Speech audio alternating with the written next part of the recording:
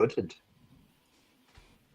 Yeah, he would look cool hooded, considering. Right, hello, and welcome to this edition of the Jolly Heretic. I trust you have had an interesting and stimulating week in which we continue down the road of the collapse of Britain and the collapse of America. Yes, we are slightly late, Alan's 9840. We were thinking about what to talk about. But anyway, so cheers, everybody. Cheers, resident Helgen Gurligan. Capis, Saludo, Prost, Proust, L'chaim, 60, Nazrovia, Yakidar, Scrubyanan. And Salu and Slandra and Slandravar, and welcome to the Jolly Heretic. We're of course on the Public House, meets on Mondays at 7 p.m. UK time, 2 p.m. New York, which discuss based science and psychology and things that are increasingly expunged from our woke joke universities. Cheers, Charlie Pepper. Oh, Charles Pepper these days. Cheers, Resident Poet. Cheers, Baron Evela. Cheers, Tarantism. Whatever it is there. 1, 2, 3. Cheers, Tommy M. 5023. And Slander and Slandravar and Helgen Gurgum and all that. Thanks for the big screen. Someone said, I don't know what's going on here. Please don't go on at me. I can't deal with this ridiculous nonsense. They're causing a lot of problems. There was an argument before the show. Paul called me an idiot, even though he doesn't have to deal with anything technical himself and doesn't even have a mobile phone and can't drive. And so, you know, but Lipton looks cold. He's cold and he's lonely and like Heathcliff. And Salu Carlotta and Stream Back North. Thank God for that. Thank God for that. It's still slightly irritating though if you're on this side of the screen because they have this kind of weird mobile phone shaped thing at the side. And if you try to get rid of it, then the screen goes really small. And Richard Jack is a touch grandiose. Douglas Wright 2143. Obviously, anyone. Can I just interrupt you there, Ed? I did point out that is Richard's ejaculatory phase. Yes, that is. He had that photographed deliberately so so that the ladies could. Obviously, anyone that's going to be a narcissism expert and a narcissism coach is, of course, going to be a narcissist, as we can, as we can see. So there's no problem there, right? There's all kinds of weird shit going on in the news at the moment, and I didn't know how to narrow it down. So I just asked Richard for a general theme, and he said, "What about sleepwalking into totalitarianism?" But we're not really sleepwalking, are we? We're kind of jogging. We're kind of wide awake, sprinting headlong into the starmer-shaped buttocks of totalitarianism. That's what we're doing into the starmerite anus of totalitarianism. That is what we're doing. It's not sleepwalking. It's a bad metaphor, as somebody pointed out earlier. It's quite deliberate. If you continue voting, if you vote for the Labour Party in a context in which you're already highly totalitarian, which we did at the last election, in which the left have taken over all of the organs of culture completely, then of course you're. What do you think's going to happen? Can I take immediate issue with that? Because it wasn't, much as I despise the current Labour government, it was the Tories who allowed millions of people into the country undocumented. It was the Tories that oversaw COVID. It was the Tories that basically were in charge for the last 14 years of hyper decline. So inept and awful and malevolent as Labour are, they're just the inheritors of, well, they always use that excuse, we inherited a mess, and they've successfully made the mess a lot worse. But I just dispute this idea. I don't think politics has got anything to do with it anymore. I agree with Paul, because I was reading the Labour policies for immigration and they seem quite rigid. If you come here on a work permit or a student visa and you want to become a citizen, you'll have to wait for like 10 years instead of 5. I think it was longer than that, wasn't it? But anyway, the more stricter than Labour. The Conservatives merely inherited a situation. Nice background, Richard. The Conservatives really. What was it they said in Yes Minister or Yes Prime Minister? If you're not very intellectual, then put books in the background. Anything to distract from the lack of substance to your speech. Sort of Neil Kinnock idea, isn't it? But the Conservatives inherited a situation where all of Parliament's power had been taken away and farmed out to left-wing quangos that were constitutionally left-wing. And they needed to have a large majority to do something about it. And then once they had a large majority, then they concentrated on Brexit, and then COVID came in and then messed everything up. So I don't know how much I blame them. No, I do. No, right there, Ed, on the specific point of immigration, it was on Boris Johnson's watch. That's just factual. there was a huge increase in immigration of undocumented illegals under Boris Johnson. No, true. Someone's pointing out in the chat that I celebrated when he was elected. I did, because I thought he's got an 80-seat majority. Even he can't fuck this up. And they're going to be able to do all kinds of cool stuff, like reverse everything that's happened since 1997. But no, they didn't do that. They just made it worse. Well, can I ask you a question? If Reform won tomorrow with a landslide victory, in 3 years after that, do you think there will be any substantive difference in this country? Because I don't. No, I don't think so either, no. So the system is completely broken. What we need is an ethno-nationalist option. We need a more extreme option than Reform. We must be further right. No. Let me tell you what we need. We need to go to universities and lecture students. Shape the future. That's what we should do. God, yeah, because I tried that, Lipton. Look how that worked out. I actually had a dream last night where Richard appeared on Good Morning with Richard and Judy, which for some reason existed in my dream. Was he fully clothed? Yeah. And then, well, don't believe you then. When our top fell off.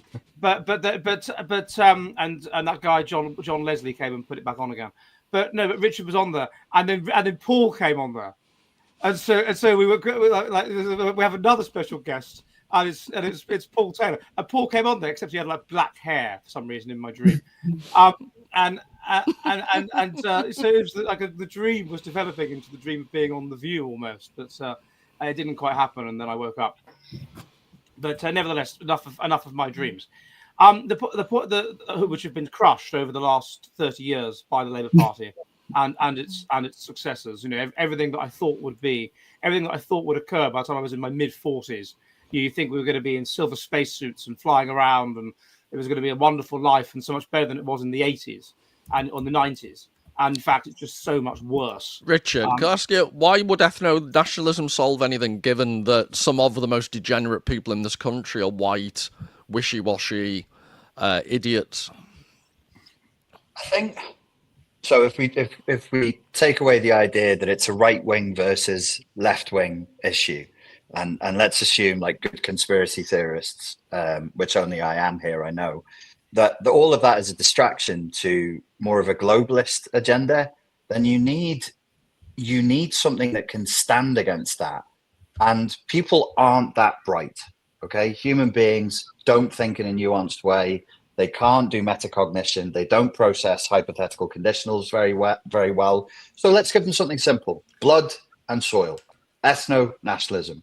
If you are from Gambia, then you are a Gambian, and Gambia is your country. If you are from China, and so on and so forth. You need something that is going to push back against this, that even very simple-minded people can wrap their heads around. Let's not forget, most of the human beings you come into contact with, if I say it wrong, Ed will correct me, must be between 85 and 115 in IQ.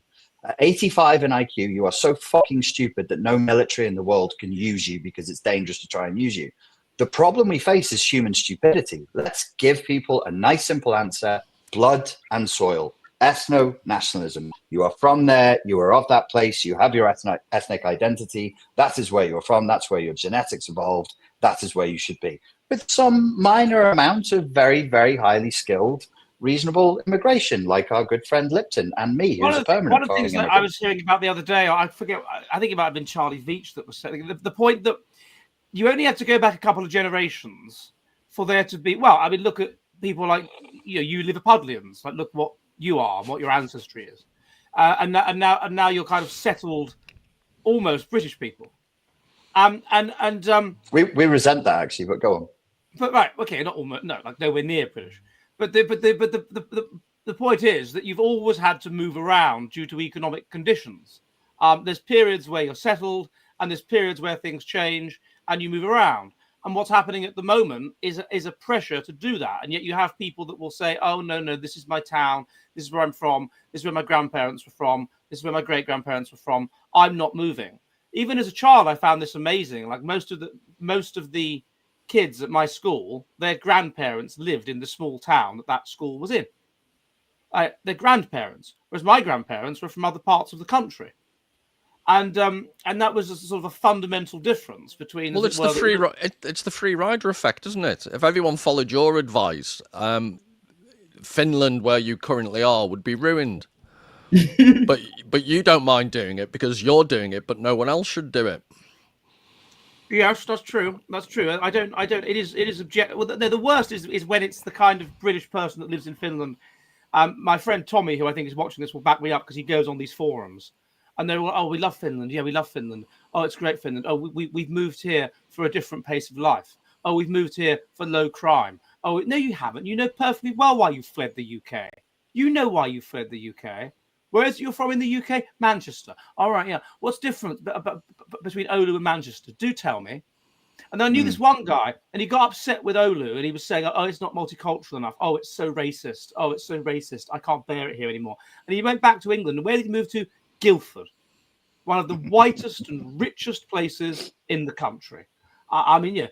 And he said, when I said about him about this, he said, "Oh yeah, well I can go to London whenever I like. I'm only an hour on the train." Like, that's the point. You can go there for all the good things about London, but not actually live there and experience the bad things about London. So Guildford is the best of both worlds, isn't it? That's the wonderful thing about Guildford. Like it's Glasgow. Where I was staying in Glasgow was really white. Yeah, but Lipton, Scotland has an innate advantage that no one who is above 85 IQ would ever voluntarily live there. So you're never going to get high-level immigration because it's an absolute hellhole of a place. But what's wrong with it? What's wrong with that? And cheap. I love Scotland. What's wrong with ethno-nationalism? It doesn't make any sense. Well, even if it did, like, it's never been tried and, failed disastrously before at all. Even if it worked, it's too late to do it now. You can't put the genie back in the bottle. Oh, yes, you can. If you have enough cars, you can do it. If you have enough will, Paul, if you have enough will, you can get that genie and you can stick it back in the bottle. I mean, what would happen if the policies they're talking about is remigration, this policy that there's now people increasingly talking about? So if you think like, but yet we've changed. The country has changed over 30 years, and attitudes have changed, and the pace of life has sort of sped up, and people have got lazier. So I'm thinking that the knock-on effect of this remigration being anything other than extraordinarily slow would be disastrous. I mean, for example, if you only have to go back to the 80s for the majority of people to do gardening. But the majority of at least of people of my grandparents' generation would supplement their income by growing food in their gardens. That's why even council houses were given gardens, often quite generous gardens, in which to grow stuff. And now we have a situation where nobody knows how to do that. It's considered a kind of unusual, slightly edgy hobby to grow your own food. Does it count if you have a gardener, Ed? No, it doesn't. No, that's the point. That you do the gardening yourself. Why? Because you just would. Because I had ancestors who were peasants in Ireland. I evolved so I wouldn't be a peasant. I don't garden. Right, and that would be a problem. Do you garden, you peasant? No, it wasn't a leading question. I don't garden, no. But so yet another rank hypocritical statement. No, but what I was moving on to from there was that I do cook, and according to surveys I was reading recently, increasingly young people just don't know how to cook. They don't cook.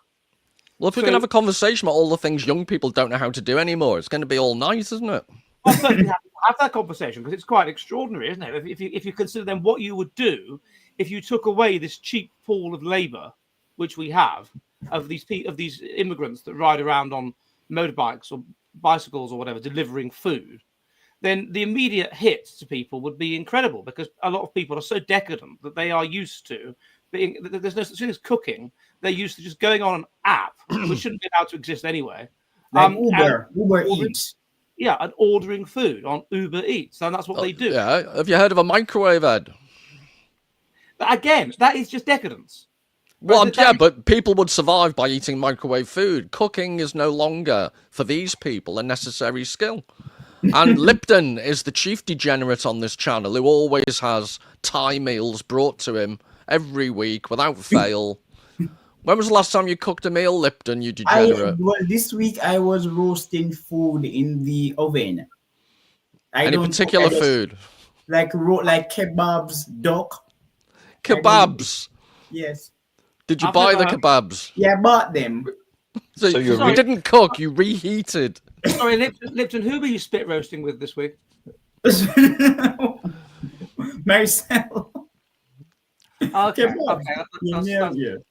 Yes, I like, let me tell you, I like beans and kebabs and duck. I just go to the supermarket and I put them into the oven and they roast. I give them 30 minutes or 1 hour and they roast and I eat. Right, so you don't cook, do you? You reheat. Yeah, or I buy juice and snacks and stuff. So you're emblematic of every young person on this country, and it's all your fault. Right, but what I'm saying is think through what would happen. I suppose we could just use ChatGPT to ask it, but what it seems to me would happen is there would be serious problems. We've changed the whole nature of society, for example, so that we're reliant on the internet. The internet cuts out the original infrastructure that was originally there in place of the internet. Yes, life was slower, but it wasn't slow as it would be now if you took away the internet. I mean, we used to have, like when I was a kid, the postman would come 3 times a day, reliably. And there'd be libraries and there'd be citizens' advice bureaus. I don't care for libraries. Look, with the internet, you can go online and type in Edward Newton, Spiteful Mutant, and download the book for free. Well, all right, yeah, but to be fair, I wrote that book on contract, so I don't get any money out of that book. But I do get money out of work eugenics, so yes. That's objectionable. Yeah, I downloaded that book too for free. Richard, can you cook? But you wouldn't like anything I make. Why? I can cook chicken, steak, salmon, rice, and vegetables. And if you force me, I can make you a turkey burger from scratch. But I don't enjoy the process. I can do it. But all the stuff I make is that bro food, protein food. Ed and I are the only gourmands out of the 4 of us. Yeah. Do you both cook? Do you cook, Paul? Oh, I'm a massive cook because my beloved wife doesn't really bother. So I would starve to death, and I am pathologically greedy, so in order to feed my greed I have to be a good cook. I have a lot of respect for cooks. I have a few good chefs, trained chefs in the family, and it amazes me. It's like wizardry, magic to me when people can put something together. What's the weirdest thing you've cooked, Paul? Well, I went through phases. It's not particularly weird, but I made proper sourdough bread from scratch, and I had to feed the yeast, so to speak. It's not a euphemism. I've made proper Chinese food where you feather the meat, you marinate it in baking soda and various sauces, mirin sauces and stuff. I've done curries from scratch with all the original proper spices. Got a really good rice cooker, which is an essential because it makes amazing rice, whether it's for Indian or Chinese food. Yeah. And basically, I can't think of many things I can't cook or haven't tried to. I've cooked hare. Yeah. No, it's quite nice. It just basically tastes like chicken. It's kind of like I thought you meant you'd cooked human hair. Sorry. No, I meant hair as in the hair on the mountain. Oh, because I once made someone a sourdough pancake, and I'd recently shaved, and he saw a load of my beard hair in his pancake and had the audacity to complain. I was once at a wedding, and there was a pubic hair in a sort of one of the starters. It really did look like a pubic hair. I don't know how it got there, but I can imagine a hair off a person's head falling into one of the starters. But a pubic hair is just peculiar, and not if they because don't animals like you. It's because animals like you won't shave their fucking pubes off like a civilized person. Richard, you don't understand. My basement, my rules. Like, this shave your pubes. Yeah, I could. There's that thing. Is it called Love at First? What's it called? That program? Naked Attraction. And they stand there naked, and I noticed that the opposite of Love is Blind, and I noticed that all of them had shaved. All of them, even the men, were fully denuded. And you wonder why we're sleepwalking into totalitarianism. That's where it started. Exactly. Degeneracy is where it stopped. But no, if we go back to if the policy of mass deportations, which is what serious people like Rupert Lowe or whatever are now talking about, would have enormous. I mean, it would. I'm not saying I'm against the idea, but I'm just saying it would have enormous negative economic consequences very quickly. I mean, even things like what Paul, you were mentioning about universities. Let's go on to that. But before I do, I was watching this program recently that just came up on YouTube, and it's like it was quite an old program, sort of like 18 years old, about basically it's a fly-on-the-wall documentary about airports. and it was about Heathrow and Gatwick, and they sort of flip between the two. And again and again and again, this is about 18 years ago, you've got Indians coming in on very obviously like dodgy visas to colleges that seem to be made up, or at least they don't do anything. Like their existence, their purpose is to give people who should be are in the country illegally and are working illegally documents stating, oh yes, this person's attendance at our lectures is 82%. And then she asks the guy, well, what do you learn at these lectures? He's got no idea what his course is about. He's got no idea what his course is called. He can't name any of the lecturers, right? These are scam colleges. These are scam colleges. Yes. The aim of which. They also have fake journals. Indians are known for fake journals. If you Google line in Indian culture, that will generate actual academic articles talking about line in Indian culture. I certainly get emails every day asking me to write articles without payment, and you should never pay to have an article published in a journal, by the way, for various scientific journals, particularly scientific journals that are not in my area at all, like chemistry. Me too. I've got nothing to add to these journals, and the very fact that they're emailing me asking for articles implies that they're bogus. Richard, that's why we need to have a serious conversation about the failures of multiculturalism and why we don't need third world immigrants. Third world immigrants don't enrich countries. No, they're tribal and they're known for scamming. But they do create. What was it you were discussing last week, or a couple of weeks ago, about the Lotus Eaters and somebody that was presenting something on there? They do seem to.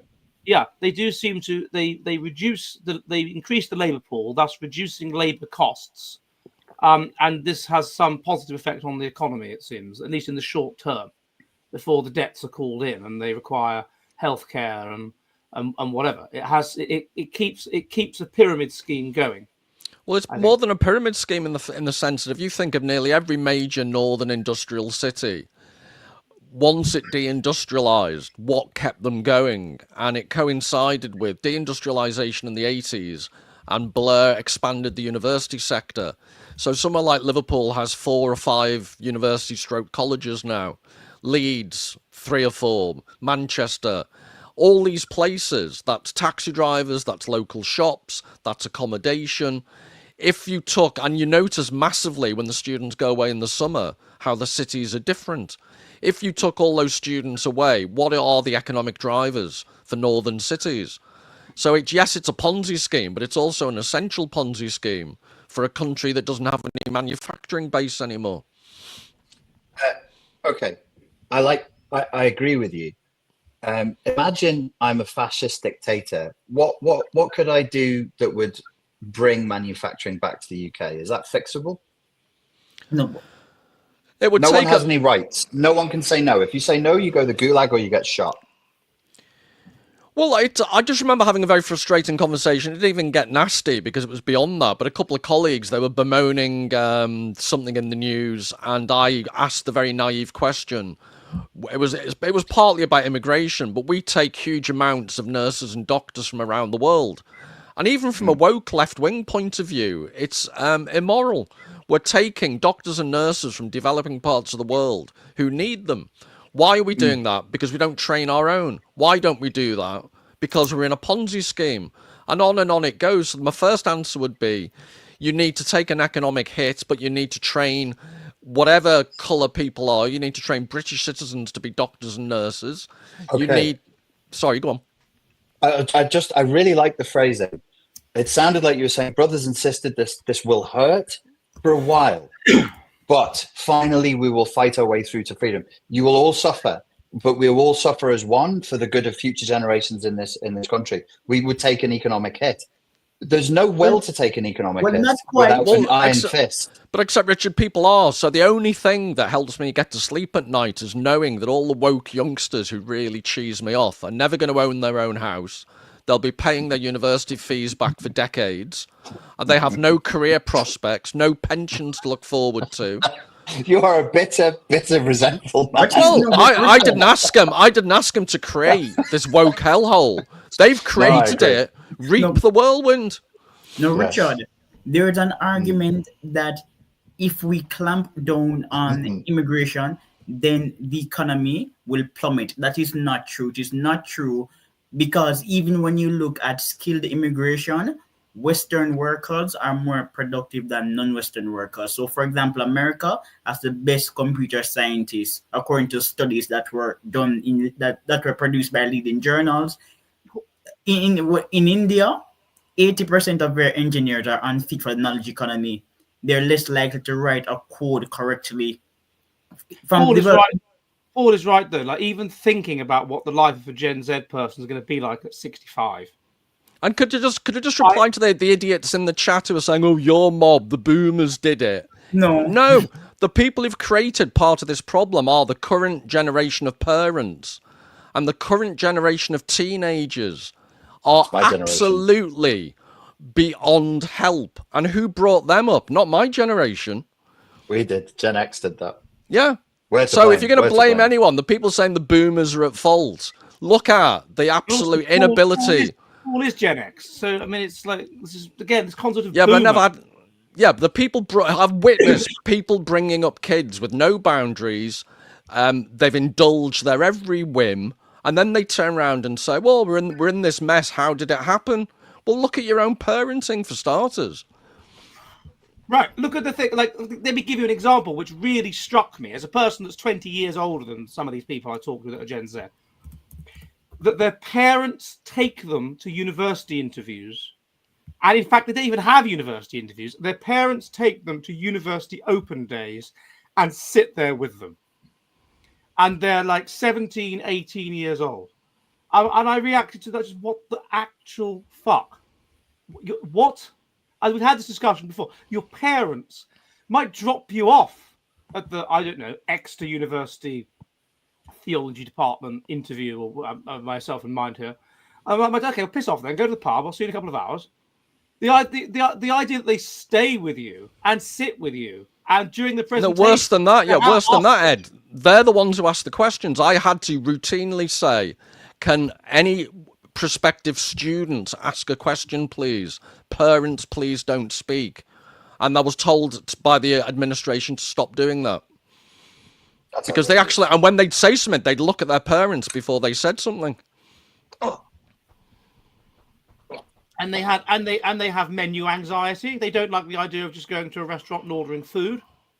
They have to look at the menu online in advance and then see what they can like, or what they want. I mean, they're just extraordinary people. Because they're stupid. I think they're really stupid, and they're obsessed with what I would call shallow connections, and other people liking them for simply being lazy. So a typical millennial would show up to an interview 20 minutes late and then post it on Twitter and say, "Oh my God, I was late," and other people would say, "Wow, that's so relatable. It's so stupid." Yes, they seem to have no concept of doing something on time. Yeah, that I've experienced quite recently, actually. Well, can we take a step back, Ed? I understand and I believe in human responsibility. So these Gen X, idiots, I get confused by the generations because I'm senile. But the current teenagers, bad as they are we at any point going to say, well, who brought them up? So I'm taking it as a given that they're woke, they're inept, they're childish, they take no responsibility for themselves, but they didn't grow up in a vacuum. They were brought up without boundaries, without standards, without discipline. And guess what? It's all gone to pot. And let's blame the boomers. It's pathetic. Yes, the boomers made a sensible financial decision. Housing was cheap. Let's buy a house. That's what they did. And the idea that you should be punished or taxed or have money taken away from you for making a sensible financial decision is extremely stupid. They made a sensible financial decision. That's what they did. And yes, unfortunately, it was that generation, Blair and whatever, that opened up mass immigration. But that's you can't just blame the boomers for that. Everybody was sucked into the death cult, into the narcissist cult of Tony Blair in the late 90s. The country went... And someone said in the chat, which I agree with, it's not just the parents, the technology. We could have a long chat about the role of technology, but I totally agree that's true. I spent my professional life researching technology. It's why I don't have a mobile phone. Not because I'm a Luddite, but I know precisely the effect they have on your life. So I chose, I don't want that. but the way in which parents have failed to create boundaries around technology, the way in which school administrations. I read somewhere that a school was thinking of stopping their children having mobile phones, and I was thinking, what? So they were allowed to have them initially in school, and you wonder why they're not paying attention. This is beyond a joke. No, the rule at my school apparently. Well, we didn't have them. Mobile phones only started being a problem basically when I started in the sixth form. Yeah, but how thick do you have to be not to realise that in a school environment, letting kids have mobile phones is a recipe for disaster? With internet on and with cameras on, it's an absolute recipe for disaster. In a school where, of course, there's bullying. The idea of having every child wandering around with a camera. Well, that's another thing. Sorry while I'm on a roll, but I remember reading about these parents moaning about their kid being bullied. So the suggestion was take them off social media. Oh, I can't do that. That's where they're being bullied. Yeah, but they'd be devastated about their social media. Oh, the social media that they're saying they're mentally ill of because they're bullied. And you go round and round. You just send them to a karate club. Make them go out and bloody go on a hike. Do something. They can't do things like that. But no, I don't support bullying. There are some lessons that we should learn. One, life is not easy. You won't always get what you want and you will struggle. End of story. I don't like bullying, but sometimes it's a part of life. Yeah, but Lipton, to be fair to the little woke monsters, being bullied online gets this. It's like why the way society has gone, because the slightest little disagreement gets exponentially increased beyond any rationality. So bullying online could be terrible, but if you're not online, explain to me how you're going to get bullied. But there's this given that you have to be online to have a life now. I reject it totally. Yeah, but they don't. That's where where the kids. Well, fine then. Right. So demand your right to be online and stop whining about being mentally ill and bullied. There's a causality involved. And parents, stop moaning about your kids being mentally ill if you've brought them up to use their mobile phone every second of the day. Take some responsibility for what your kids should be able to do. But I mean, I would never have had, because, as you know, I'm against all change.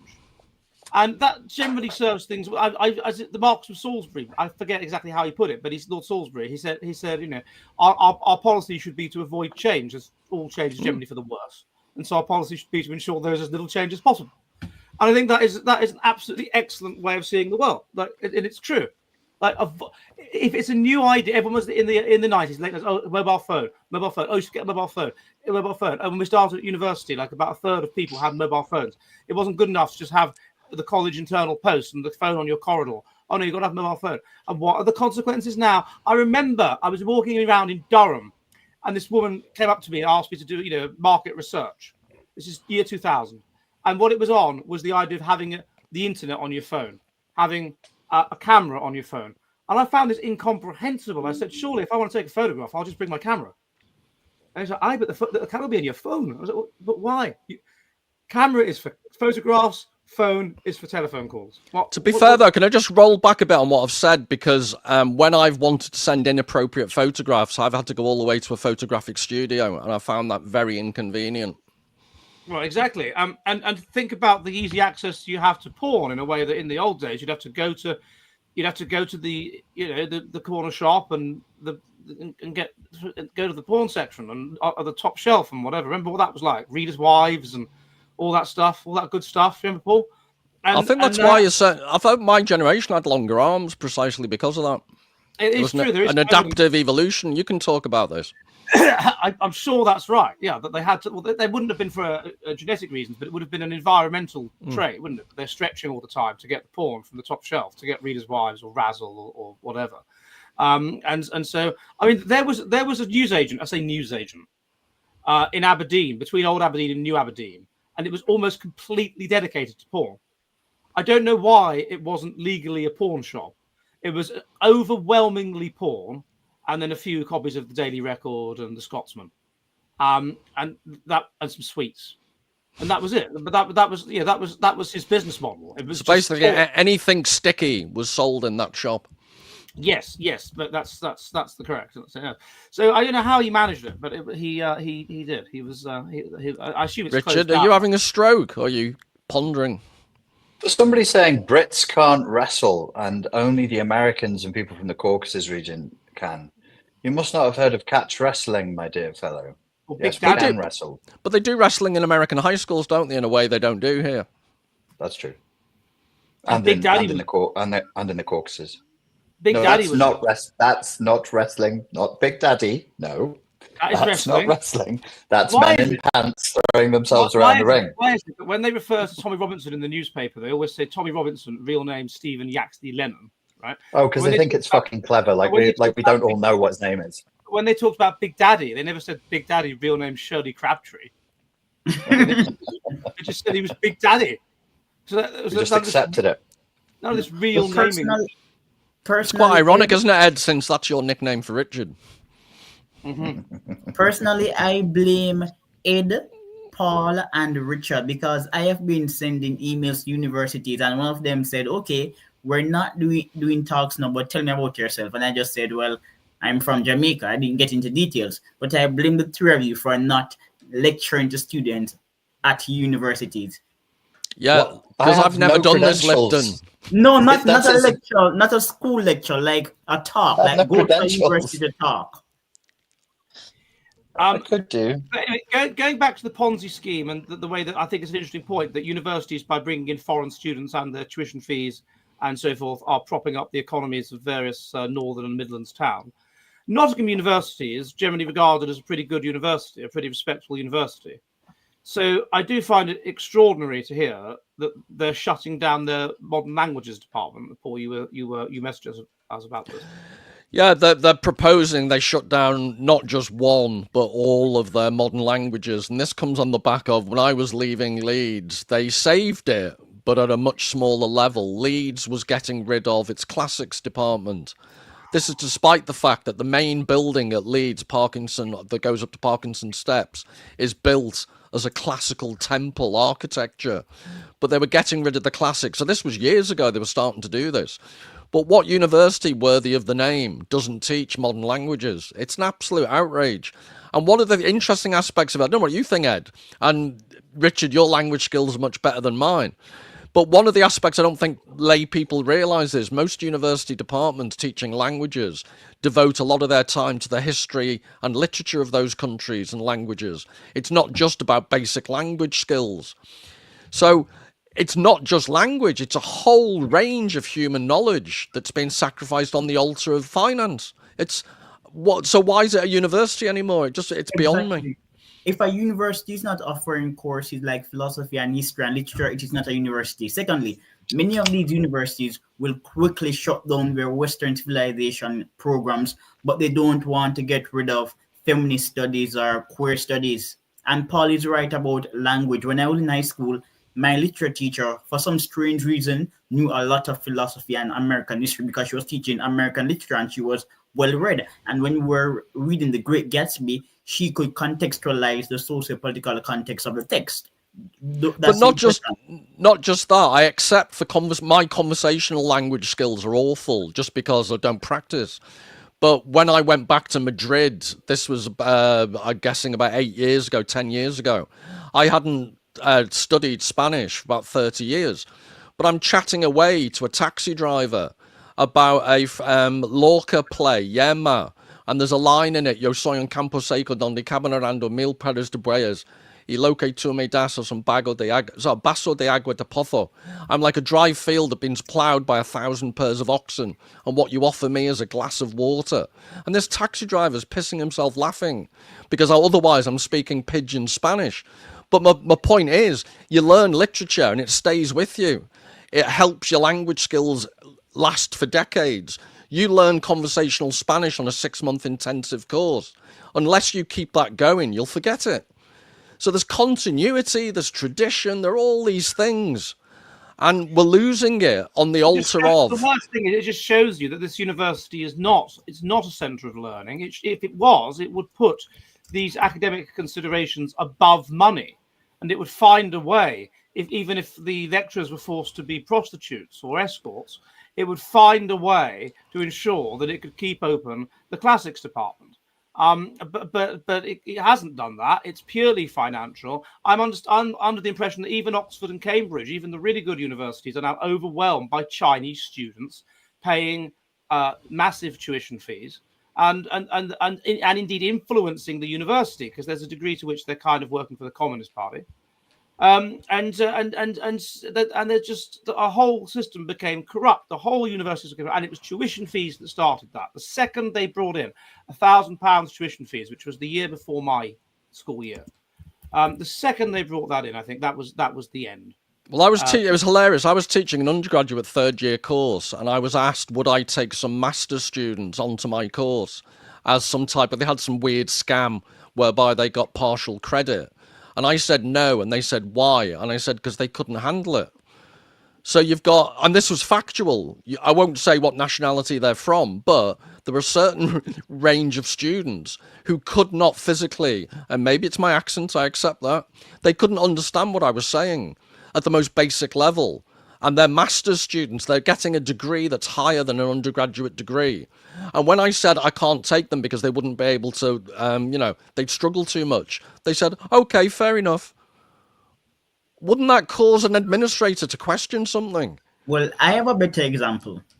After getting into Glasgow, you arrive as a student, and all students who are not from Western countries, they do a relatively easy English test. You cannot fail it. If you fail it, you just reset it. So the first time I did it, I got 18 out of 20, so I didn't need to do it again. And I was assisting two particular students with a test, and it's one of those tests that's flexible, it's always changing.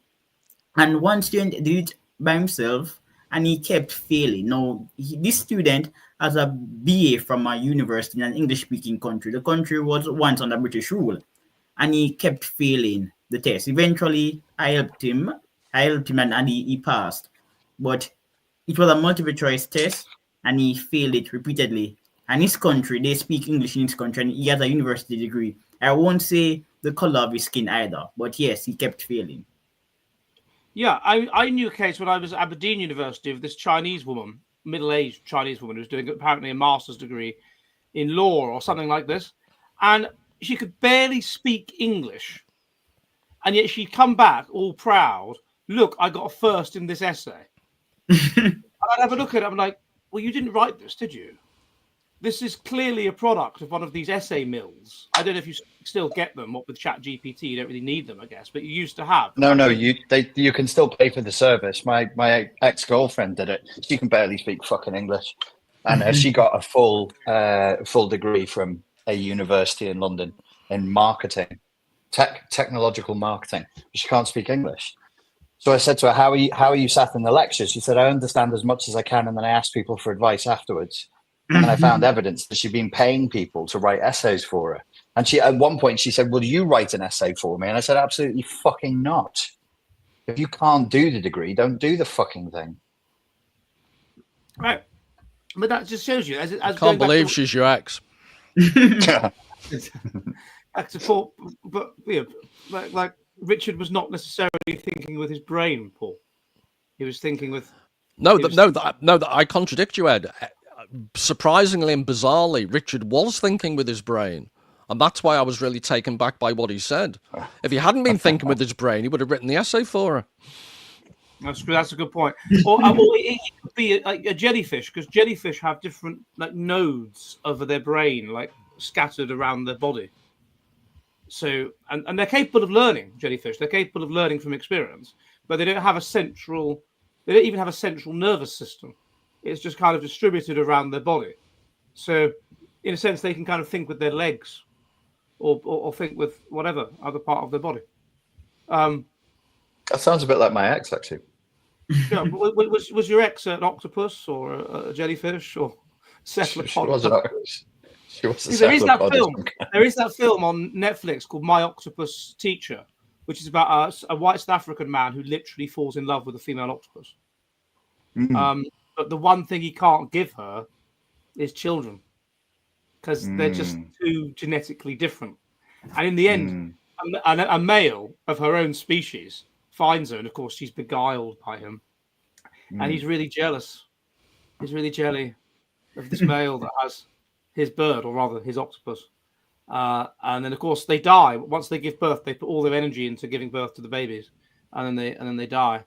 And he was very sad. But at one point, she came up to him and hugged him. I mean, they really did build a strong bond with this man and his octopus. That's revolting. But there's always that species divide. An 8-armed hug. An eight-armed hug. Yeah. The Japanese used to do drawings of that in feudal times. They did drawings of women with octopus tentacles coming out of their vaginas. Yes. This is in fact, a friend of mine was in Japan, and he was in a porn shop, and he told me there is a whole section to the shop dedicated to tentacle porn. I'm talking pre-hentai though. I think it goes a way back. Anyway, we're probably at the halfway mark or something, I believe. Oh yes, we're halfway through. Those of you that are new, hello, and welcome to the Jolly Heretic. We are, of course, on the Public House, which on Mondays at 7 p.m. UK time, 2 p.m. New York, which discuss based science, research, increasing expansion from our woke joke universities and psychology and narcissism and that. If you are new, would you do me a favor? Would you please subscribe? Would you subscribe on the Jolly Heretic, and would you subscribe on my Substack, which is jollyheretic.com, where I put all the most base stuff that I can't put on YouTube, where I put my blog, where films I make, interviews, all kinds of stuff. And if you like what I do, you can support for the cost of a pint of beer a month. Next to me, we have Mr. Lipton Matthews. Say hello, Lipton. Hello. And please subscribe on Lipton's channel, and that is simply Lipton Matthews. And then below we have Mr. Richard Grannon. Some of you are watching on his channel now. He of the Richard Grannon channel, of the Richard Grannon Philosophy channel, and of some new channel or other that he's developing. I don't know the details at the moment, but I did an interview for it the other day. So subscribe there. Richard's very studious today. He's reading or something. He's reading. I'm reading about tentacle porn and its history.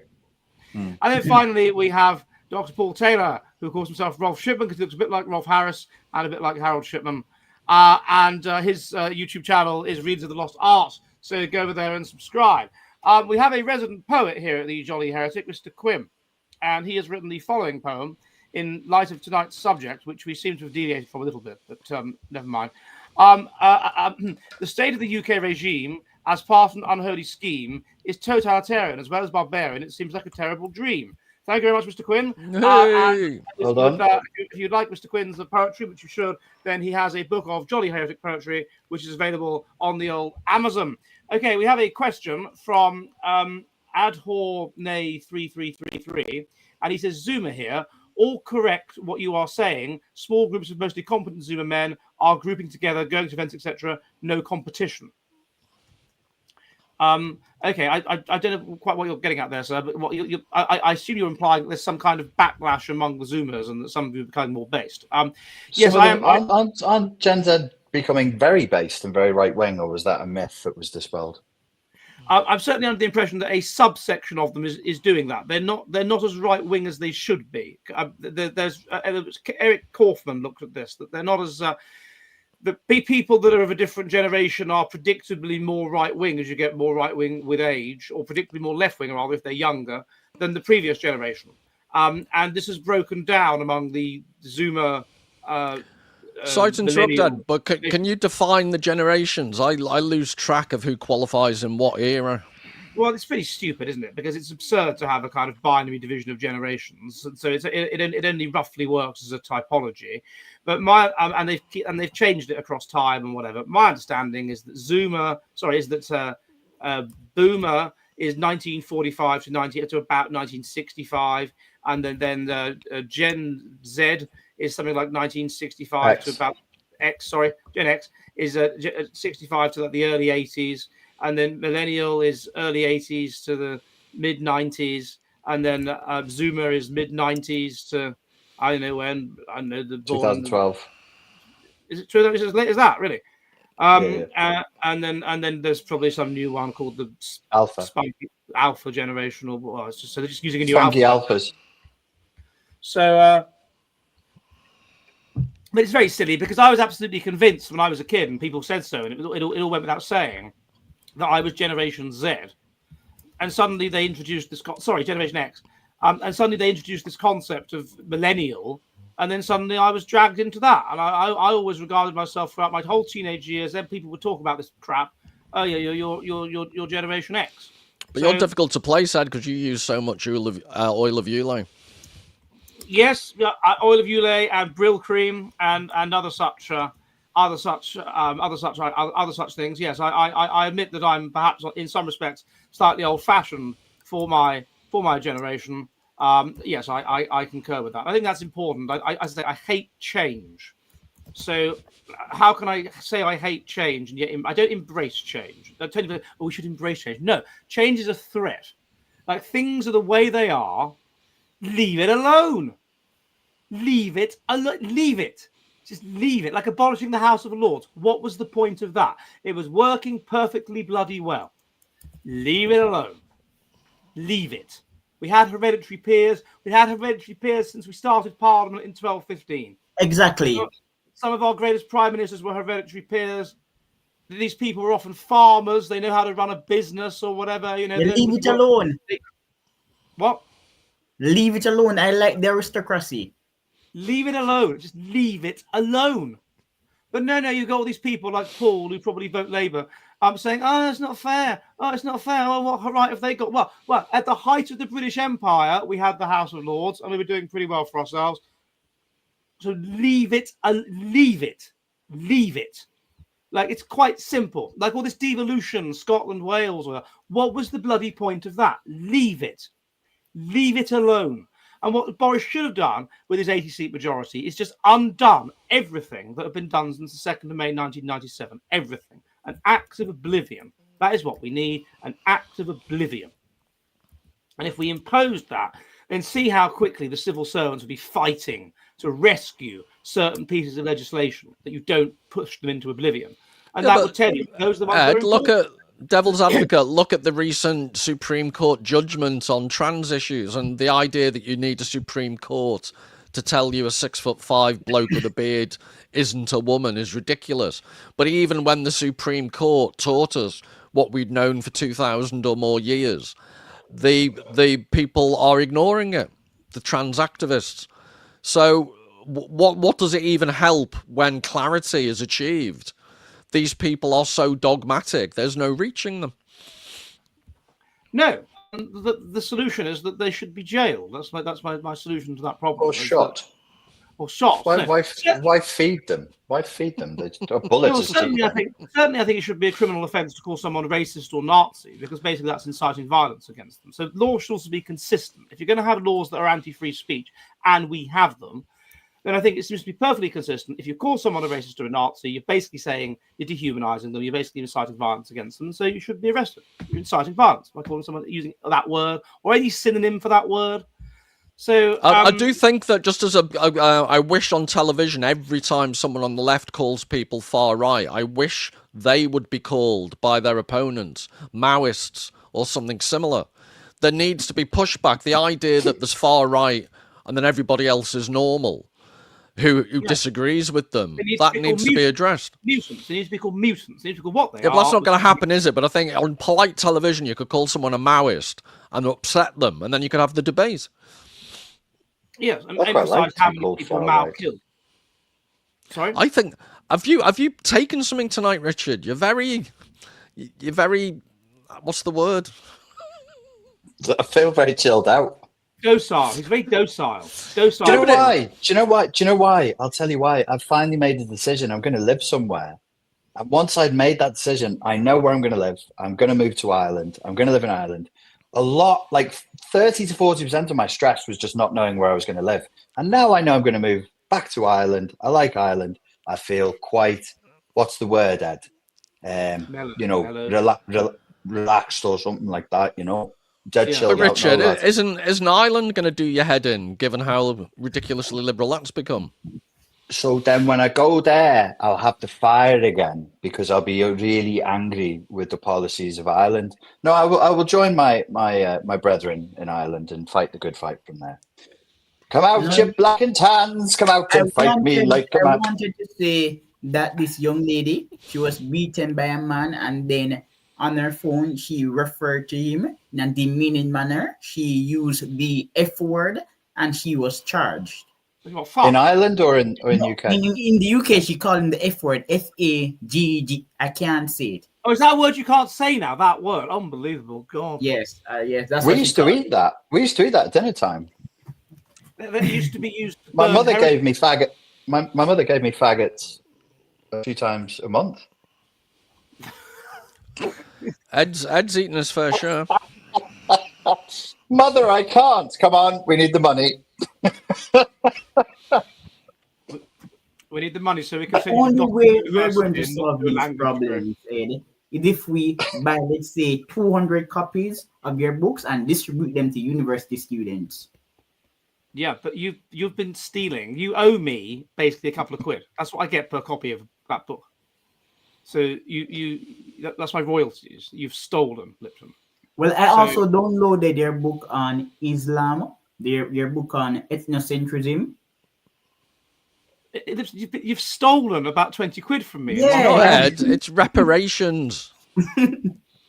Anyway, we have You some more take questions. you. We have some more questions. Sorry. Yes, Abnor Hay 3333 says, to what Paul was saying, so many of us are woke and useless or abortive. Older guys who moan about us on a whole love when they find a Zoomer who good. Thank you for that. Thank you for that. I mean, this is what I mean, that your education is so bad that you miss out fundamental verbs in your super chat. Did you hear us talking about the importance of linguistics and grammar and the ability to express yourself? About not at the university. About sort of am I misinterpreting? I thought I was being chatted up in that message. I think you were. Yeah. I think. Yeah, we were concerned about linguistic ambiguity between a whole and a whole. I think that's what confused you. We were concerned about a middle-ranking university losing its linguistics, its languages, modern languages departments, and that happens. But anyway, thank you, sir. Thank you. Let's read it again. So what Paul was saying: so many of us are woke and useless or aborted. God. If we were older guys who moan about us on the whole love they find a Zoomer who good. Yes, I know a few good Zoomers, not very many, but most Zoomers that I know are kind of quite up themselves, to be honest. But I know a few good Zoomers. I can't deny I've met at conferences a few people born from the late 90s onwards who are all right. We've had some on this show, haven't we? We've had a couple of Zoomers on the show. So we've had Jess. We had Jess on the show a while ago. Jess is a Zoomer. Yes, she's a good girl. 403. And then I think that girl we had, Birdie, I think she's born like 98, so I guess that counts as a Zoomer. So we've had a few of them on. Poe last week is not a Zoomer. She would be earlier. She's I believe born 95 or something, 94. So that would be millennial, I suppose. Right. Which tribe are you representing? Tribe from where? You look very tribal with your towel wraps around. Oh no, I'm just a normal person in the UK. I like who's cold. Charles cold, Pepper, presumably. Charles Pepper has sent me the £20 that Lipton owes me, and he says, bloke in a pub toilet, Jamaican next to him. Chap looks at his knob. How did you get it like that? Tie a brick to it, man. 2 days later, how did you get on, man? Well, I'm halfway there. It's gone black. Very good. Very good. Thank you very much, Mr. Pepper. And then from Scut Milk, we have Ed looks drawable like post-Waterloo Napoleon.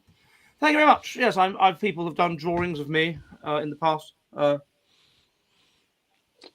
Maybe those people that work for the police that do those sketches, where you those e-fits. They've drawn me, and it's very difficult to draw a micro penis, though. I suppose your wife must be a brilliant artist. Right now, next question is from Adhorne 333. And he says character limit apologies. That's quite all right, sir. Never mind. So apparently I put up a video earlier of this new debate on the heritability of IQ that's happening. And Lipton, don't say why, but you can guess why. The comments have now been put in a limited state. It's a video on IQ differences and the genetics of it, and YouTube put the comments in a limited state so that you can't comment anymore because you can guess the kind of thing that people might have been commenting on. Well, I don't really want to comment on this issue too much, but what I will say is that don't comment on it live, not live. Okay. Not live. Careful. Careful now. Can't believe, the guy that played Father Ted, he died aged 45, my age. He was 45 when he died. Isn't that incredible? Dermot Morgan, 45. Well, it depends, Ed. If he walked in front of a bus, that's not really incredible. That's inevitable. How did he die? Heart attack. On the last day of the filming of the third series of Father Ted. All right. In I think March '98 or something. So they were they filmed that day, and then they were having a celebratory, having a party to celebrate the end of filming the series, and then he just dropped dead. That's pretty extreme. Pretty extreme. If he went quickly, though, you've got to say that's got to be the best way to go quickly. You've just finished a job you love. You're partying with your mates. You're probably looking forward to a bit of a rest and a new season, and boom, you're gone. Sounds all right to me. That sounds all right. Can I ask Lipton a question? Of course. Lipton, I am your fascist genie, and I'm going to offer you a wish. You can have anything under my dictatorship. What policy would you instill, and why do you think it's the most important thing that we should be doing right now? What policy would I instill? Well, I'm you could have one. To the point. If I had that type of power, I would limit the franchise. Why would I limit the franchise? First reason, when England and America industrialized, they were not mass democracy. Democracy is not necessary for economic or social success. And one way to enhance the quality of democracy is to ensure that only competent people vote. It's hard to determine competence, but we can use specific criteria to weed out the unsavory people. So people who are on welfare should not vote. Public sector workers should not vote. Lobbyists should not vote. And probably some demographic groups should not vote either. Would you be for IQ tests and personality tests and that kind of thing as well? Well, yeah, I don't have a problem with an IQ test or using a degree as proxy for IQ. But if you're on welfare, if you're a public sector worker, you shouldn't vote. Lobbyists should not vote. And some demographics probably should not vote either. I agree. I agree that if you are working for the state, then you are the government. You're part of the government. You're inherently motivated to vote for bigger government, and so you shouldn't be allowed to vote. And it seems to me obvious. But then you're then when we did have that rule. I don't know when they abolished it. It might have been sort of 1918 or something. I don't know when they abolished that rule because Anthony Trollope was subject to that rule. Anthony Trollope worked for the post office or something like this. And so he was counted as a civil servant, so he wasn't allowed to vote. And he always was really unhappy about this, even though hardly anybody could vote in those days. But he always felt really hard done by that he was an educated, wealthy man, and he couldn't vote. But well, don't you think a very immediate and a very quick, it wouldn't be a full solution, but it would help if no one was allowed to vote unless they had a pay slip. Because anyone who votes after they've seen their pay slip and the amount of tax that's taken, I think automatically becomes slightly more conservative. Yes. So Leo has asked a good question. If RG RG's already the dictator, so what? So the idea with fascism is it's an emergency state and it's only temporary. So I'd only be cause suffering for an amount of time, rework the system, and then hand it back to the people. I would say it was 5 years, and then I'd linger for 15, living in a gold-plated palace surrounded by prostitutes and cocaine. Sorry, Ed. No, yeah, understandably, no, you would of course do that. I'd milk it. You'd milk it. Anybody would. I'm sure that Chairman Mao thought he'd only be in for 5 years. I'm very sure that the guy that was the dictator of Portugal, Salazar, he only got in because his mate was the dictator of Portugal, who was a general, and his mate was finding it really hard work. And Salazar was really clever and he was a lecturer in law at the University of Coimbra or something. Well, I think it's well established the Palestinian Authority has had a 4-year term that's lasted 24 years or whatever. So yeah, there is a precedent. Yeah, you got to. once you're in, then you realise that you've got to keep going. You've got to fix things. There's stuff to do. Like Margaret Thatcher, for example, realised at some point that she never ever wanted to stop being prime minister. That was just not yet. I mean, she'd been in for 11 and a half years, and still she didn't feel it was time to go. And if she'd been in for 21 years, like Walpole was, I'm sure even then she'd feel that it wasn't really quite time to go. Not yet. Just not Someone yet. said in the chat that Lipton fancied Mrs. T, but not at all. Yes. No, Lipton, you like the base. You like Anne Widdecombe. No, when Margaret Thatcher died, I wrote a letter to the editor in the Jamaican Gleaner. It was titled, Margaret Thatcher had balls many men would envy. Right, so I repeat, I don't think Lipton fancied Mrs. T. If you want to, this is your opportunity to correct me, Lipton. No, she had big balls. But the editor gave it that title. It was published, was it, in a Jamaican national newspaper? Yeah, around 12 years ago. I was in high school. Okay. Did you tell your teacher? Did you tell your headmaster? Was he very proud of you? It's like Matthews. Well, some people were. Some people liked my writings in high school. Some people did. Matthews, I read your letter in the paper, man. That's very good. He wasn't. He wasn't Welsh. He wasn't a Welsh headmaster, so stop it. I hate to say it, but there are as yet undiscovered aliens on Saturn. I went to a smart high school. When I was in high school, there were people who knew about MAOA. Meow. The genetic variant and crime.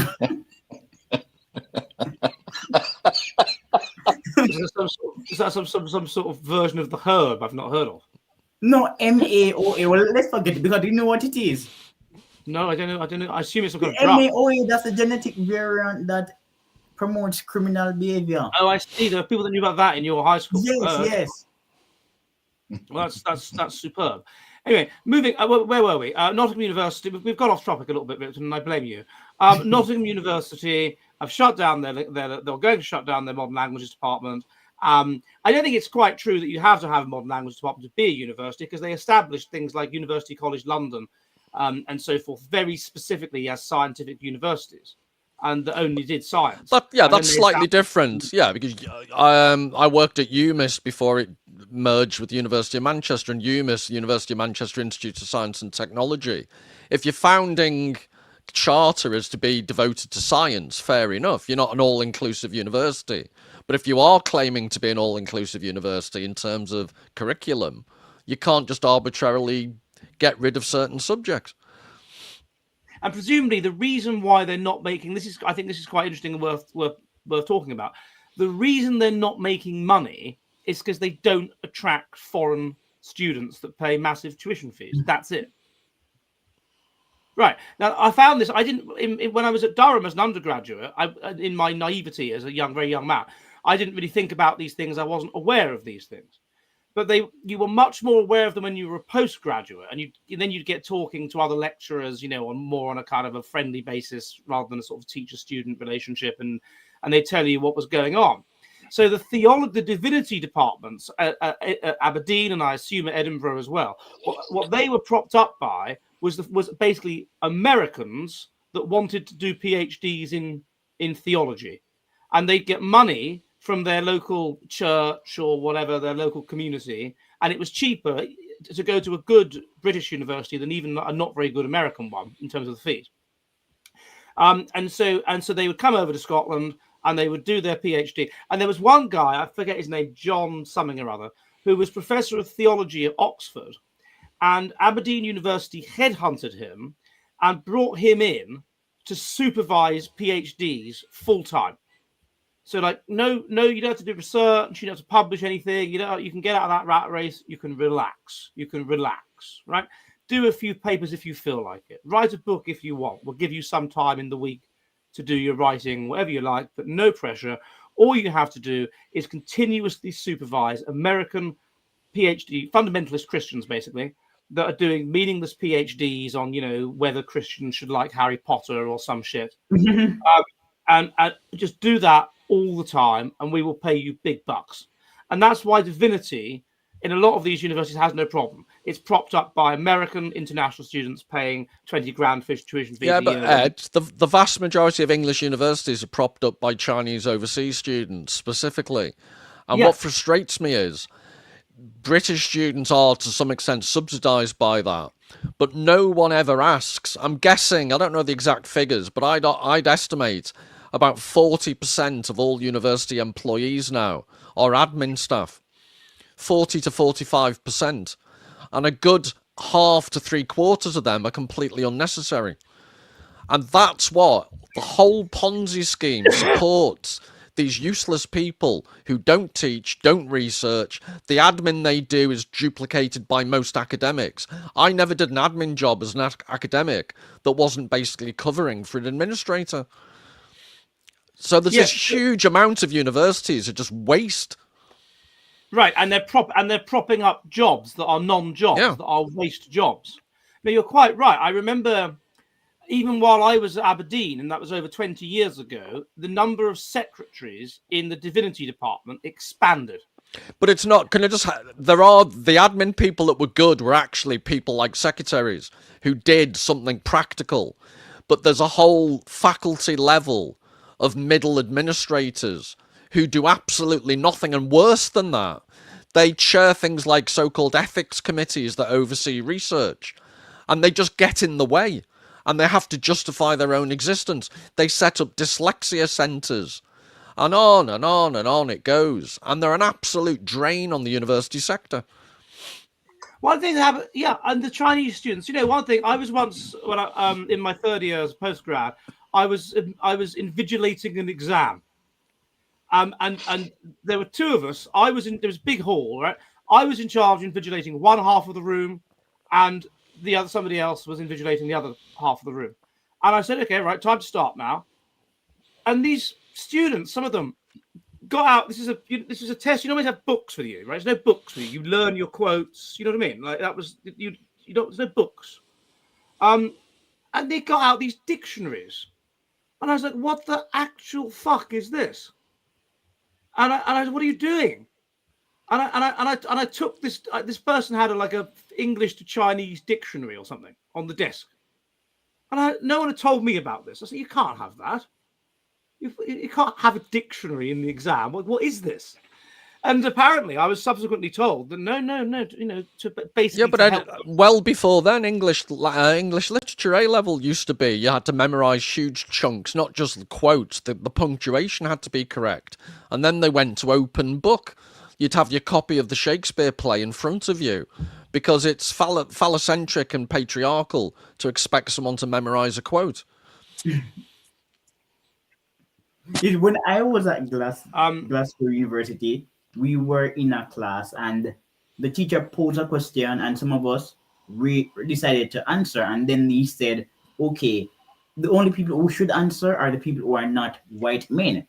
So I wanted to answer the other question, and he said the only people who should answer are people who are not men.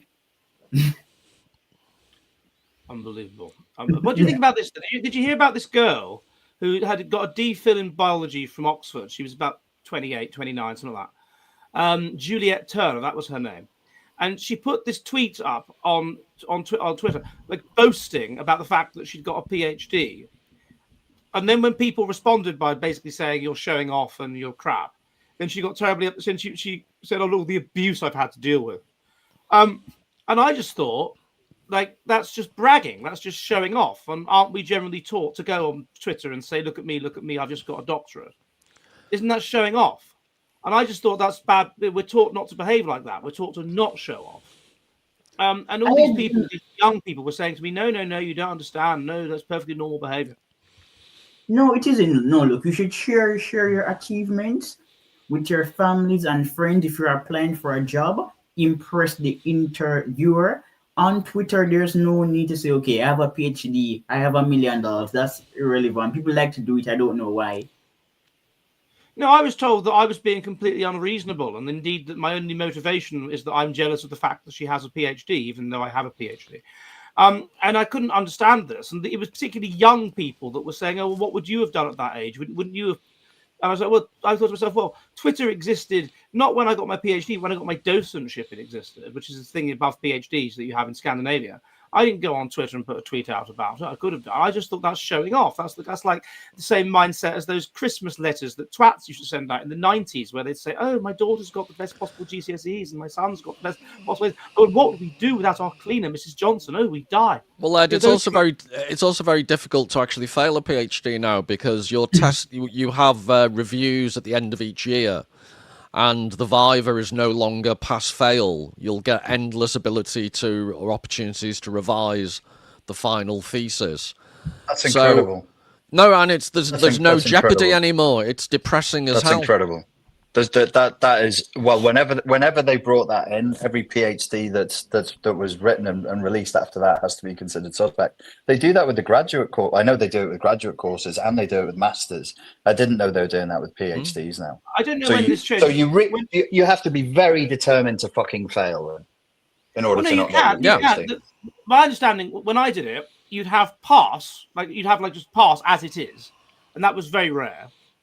You then have pass with minor corrections, and that's what most people got, which is what I got. And the thing that was considered like shameful, the thing that was considered the equivalent of a bit like, sort of the PhD equivalent of getting a 2-2, as it were, right, was pass with major corrections. And so it means they pass it, but you have like a year. And you've got to, like, Ed, that's how I was overseeing an examination, and I was browbeaten by 2 other members of staff, and I stopped doing them after that. The candidate had major corrections, but basically it was a failed PhD, but rather than fail that person, they were given a year and a half, I think it was, to do major. And the worst thing was, they were given such direct instructions as to what to correct that it was basically done for them. It was going to take a lot of effort, but there was no ambiguity about what they needed to do. So therefore, how is that an independent piece of work anymore? True, but then my understanding was that below major corrections, there was fail, but recommendation for a lower degree. Yeah, but that hardly that's a minuscule percentage now that happens. And then below that, there was just outright fail. So for you to fail it, the PhD thesis had to be considered below MPhil thesis level. Yeah, but you get my point about when you've got a review every year, there's no jeopardy at the end. Just like there used to be, I did final examinations, and if I'd have had a mental breakdown during the exam, I would have failed my degree. But now it's continuous assessment. If you're doing essays every other few weeks, and you get a cumulative score, then yes, that was Leeds. No jeopardy whatsoever. There's no finals anymore. No. Oh my good God! Exactly. And most universities I'm aware of now it's continuous assessment. It's patriarchal and phallocentric to make people do exams. And presumably, if you do balls it up, then you can just plead mental illness and get another year. Well, you get endless extensions for each essay. So you never have a real deadline for an essay. And I felt sorry. Some students just played the system for all they were worth, and some more honest students didn't play the system and were at a disadvantage. It's just completely wrong. We had to write an essay a week as undergrad. And those days you couldn't, you had to get to the theology department by 10 a.m. and hand the bloody thing in. Yeah, but they weren't. Most of those weren't assessed. They weren't. No, they didn't contribute. No, the assessment was entirely the end of the year exam. Yeah, which was just practice. I remember doing A levels that were incredibly difficult because it was like 3 or 4 intense days, and they were just final exams. My final university exams were intense and, stressful. And guess what? That was why it was worth getting, but not anymore. No, it's ridiculous. I mean, what can we do? We just end up like Nottingham University. We just end up just a waste of time. Just might as well just burn ourselves to the ground. Well, the only interesting thing is, with chat GPT and stuff and AI, they're going to have to start making students go back into the exam hall. Otherwise, how do you prove they haven't just used AI to do their essay? Yeah. Or books. What vexed me off is the concept of a a ghost writer. If you can't write a book, don't write a book. I agree. The idea of getting someone, paying someone to write your book for you and then putting your name on it as though you've written it, it's just lying. Like, I'm writing a brilliant new book at the moment about borderline personality disorder. I've been writing it for about 4 days.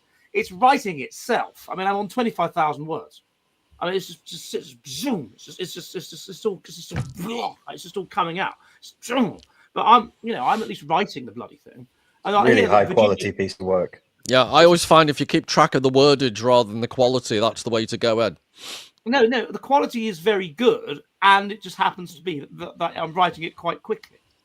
But I've been working on a book for a month. What have you written? Well, I've written 10 words, but they're bloody good words. You would believe how good. Imagine saying that to your agent. Oh, what have you actually written in the last year? The deadline's coming. Well, I've written a sentence. But what a sentence. No, let me give you this joke. So I'm writing a book now. Not writing. I'm really editing the book now, over 200 words. But I published the corporate myth. So I wrote the corporate myth and 2 other pocket books. After writing the corporate myth and editing it, I decided to apply for some book grant, and I did not get it because you only get the grant to provide you with the opportunity to write. You don't get the grant to publish the book. So there are people who will apply for a grant, get the grant because they want time off to write, but they might never publish the book. But if you have a book that's published and you want help to promote it, you don't get the grant. Well, don't write the book. No, write the book. Don't tell them you have. Get the grant, and then job done. Yeah, that's what I should have done, yes. Can I just, before I forget, Lipton, I think we should have a moment's silence for Jimmy Cliff died. Oh, yes. Unfortunately, he was 81. Yeah, good age, but I think we should have a moment's silence. So before we have this moment's silence, who is Jimmy Cliff? Jimmy Cliff, the great reggae singer. I've never heard You of him. racist, Ed. You don't know who Jimmy Cliff is. Jimmy Cliff. I've never heard of him, but I'll give you 10 seconds.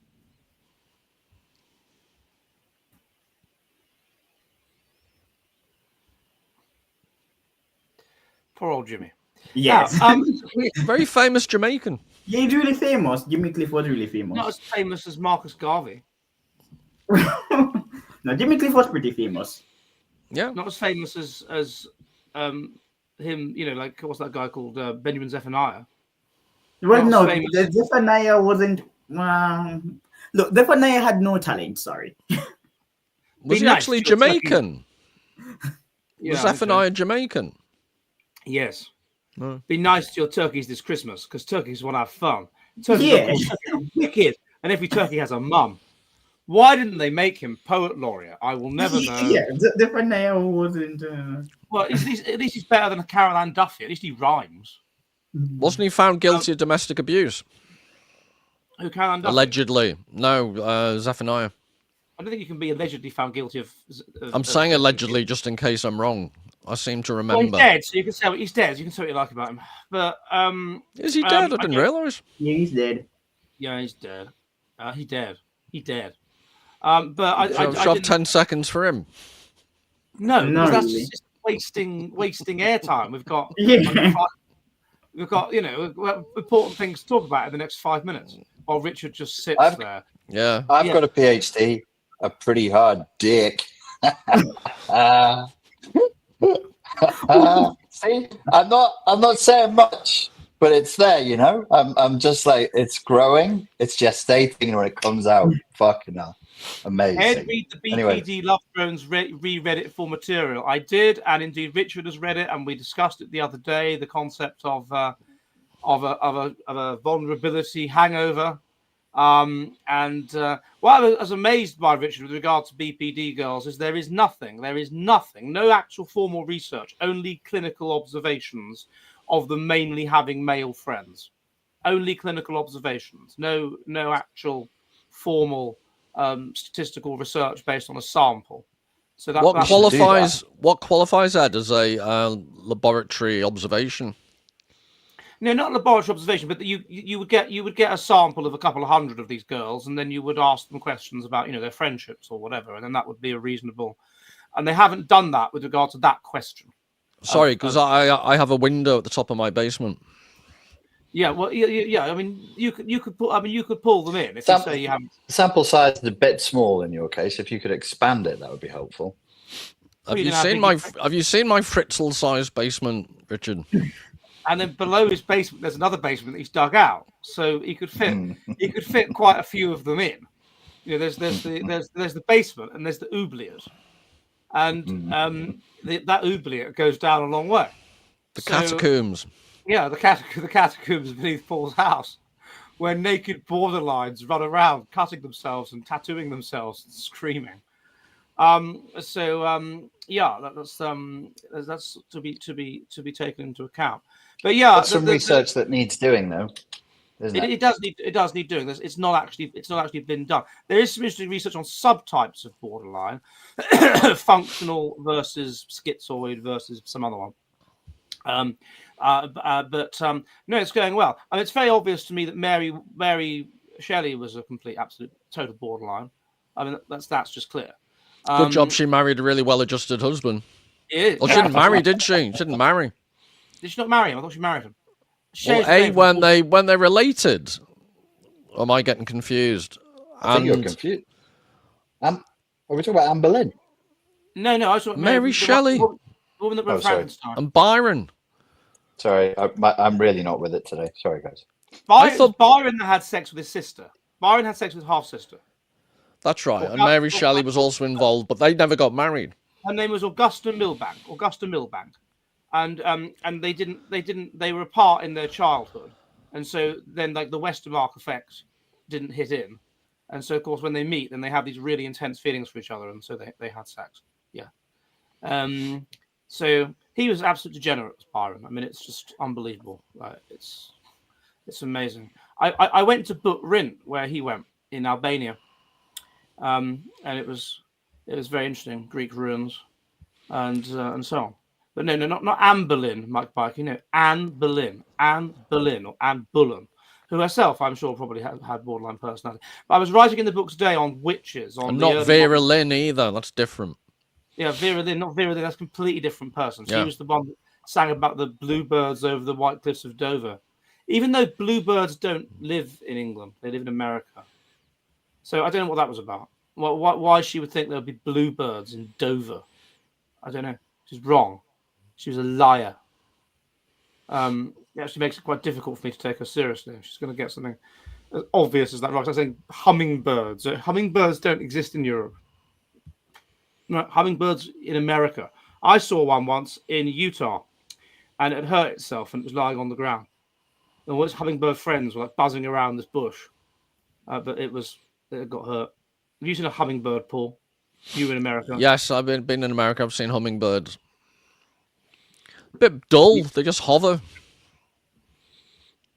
Chipmunks were interesting as well. Chipmunks were interesting. When I was sitting in the Grand Canyon, not in it. I mean, like on one of the sides, and I was eating a sandwich, and this chipmunk, they're so tame, they just got on my shoulder and started eating my sandwich. Alvin, Simon, and Theodore.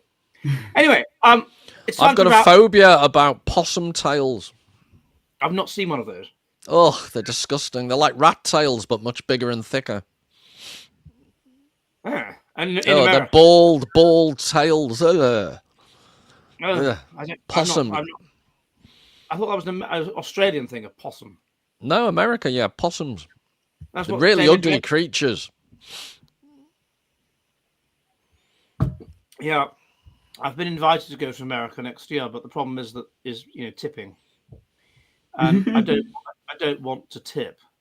I constitutionally object to being lied to by restaurants, and so if what it says on the menu is not what I pay, that's a lie.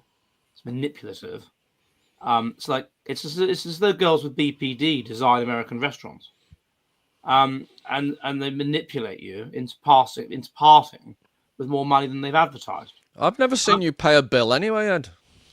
No, should we just stay on here till it gets to 1,000? We're almost there. It's 2,000, sorry. Yes, but stay. Sorry? We should stay. Well, then we just got things we can talk about until it's currently on 1,868. You want it for your own personal reasons to be 2,000. Well, we can talk about Qatar. Qatar has been spending billions in the higher education system in America. There was a scandal at Northwestern. Qatar, the Qataris, they're spending billions in America. They're sponsoring higher education, and there was a scandal at Northwestern. The school got money from Qatar, so they did not criticize Qatar.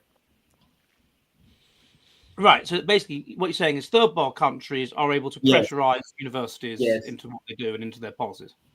I mean, this is really not good. Not at all. Just like many of those far right accounts from India and Bangladesh. Yeah, I heard about this. And there's loads of them, and they make money out of doing it, and they're getting paid. Exactly. They've just got random people in India doing right wing or left wing propaganda as the mood takes them.